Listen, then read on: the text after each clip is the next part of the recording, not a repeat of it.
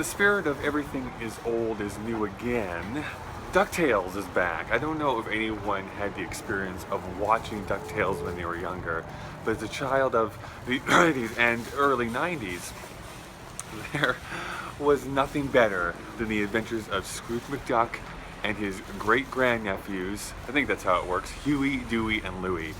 It's back. Disney has rebooted it in a different type of art style and a bit of a different backstory to the whole Duck clan. And for the most part, if I spit on you, I apologize. For the most part, I think they handle it really well. I actually like some of the updates, specifically that they give real characters to Huey, Dewey, and Louie, who I always felt, and correct me if I'm wrong, people who are like up on the Duckverse, but that they were just like three different colored characters, like they wore red, green, and blue, but really they were the same character three times. But in this new reboot, this huge truck going past, in this new reboot, they actually each have individual characters, and you can kind of understand them a little bit better than what the original was.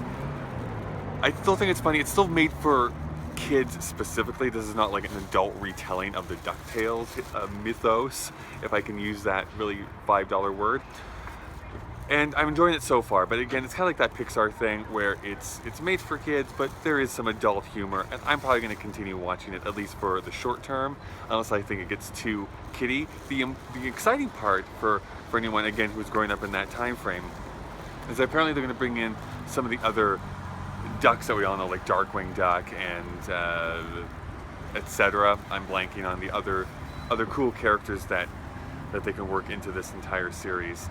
I did rewatch the original DuckTales just to have that like comparison going, and man, when you go back in time, were things much slower paced.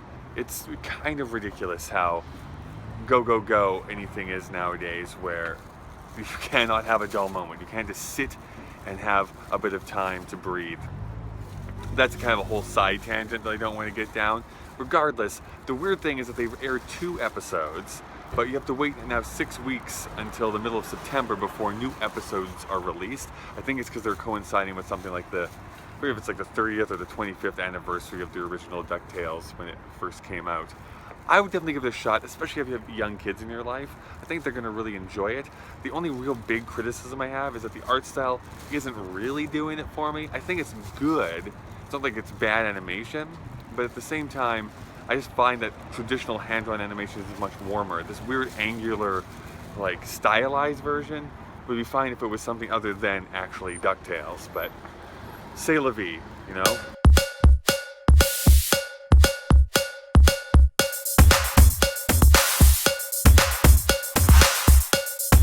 So here's a pop quiz. Why do you think myself, a 34-year-old adult male, human being, I might add, why do you think that I was silently crying to myself, just tears streaming down my face, the other night at 11:30 p.m.? Yes, I was still upset that they had canceled Pushing Daisies years ago, but the real reason was because a bunch of grown-ass men were playing D&D for the final time. I know, it's freaking crazy, and that man has no penis. Here's the thing, there's a big loud, I don't know if it actually came on the camera, but there's a guy with a really loud motorcycle. I have been following the Adventure Zone for like 8 or 9 months now. It's been going for like 3 years, but I got on that McElroy brother train late, and so the Adventure Zone is them, the 3 brothers, and their father playing D&D. And what nobody really, I don't think, guessed when they started that time ago was that these kind of comedians would end up being supreme improvisers and storytellers and role players, to the point where their characters and this world that they helped build together truly meant something. And there was such a great payoff to this whole entire story arc that I just don't want to spoil anything, but just everyone got their moment and everyone had a moment to shine. I'm incredibly lucky to live in this time where I got to experience at least part of it in real time. Now, the Adventure Zone is continuing on. It's just that this entire arc of like almost 70 episodes is this their characters that they rolled all those years ago.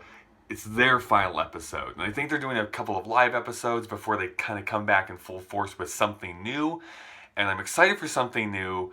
I know they're kind of in a no-win situation here because they're going to try and live up to the standards they've already set for the fans, and whether they do or they don't, like, it just... I don't envy them being in this position as creators, but all of the McElroy brothers, Griffin, Justin, Travis, and their dad, Clint, deserve amazing credit for something wholly unique and spring, I think, this huge wave of D&D podcasts that are starting up now. Like, everyone has a D&D podcast, apparently.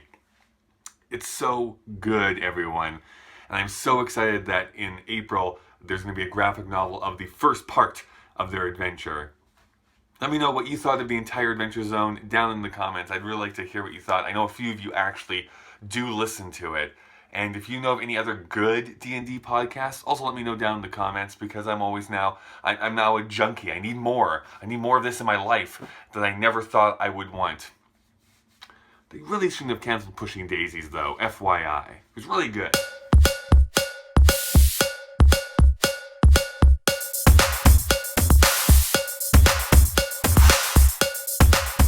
For my weekly Game of Thrones recap, at least that's what it feels like this has turned into, I don't really want to belabor the point. I don't think that this last week's episode, and this is episode 5, because again, we're a week behind, was all that great. Mostly because this is a big table-setting episode. The unfortunate part is that it had to occur right after what I think is one of the best episodes the series ever did, and is now, an episode that just didn't feel like it reached that level, not even a little bit. I also, again, talked about this a few weeks ago, how it does feel like they're rushing to the end point, and this episode really felt like that, where they seem to be sandwiching a bunch of things that didn't really make sense, just because they need to get to the end. I think that the entire plan to go and steal a White Walker is kind of dumb, and really stupid, and again, doesn't really fit some of the character motivations or really make sense at all. Maybe the rest of the season will really make up for it, but I feel like this is a really missed opportunity to do something really interesting, and they decided to go really weird for it. I really don't believe this is going to happen in the books at all. That being said, there's some interesting character moments and there's some funny bits, but overall, I'm a little bit like, I really hope that there's a good payoff for this, and it doesn't end with a whimper. But let me know what you think down in the description below. Down in the comments below. That's where you write things. It's like it's my first year on YouTube. Yeah, let's end this. But tell me about DuckTales, tell me about Adventure Zone, and tell me about Game of Thrones. I always love to hear your thoughts.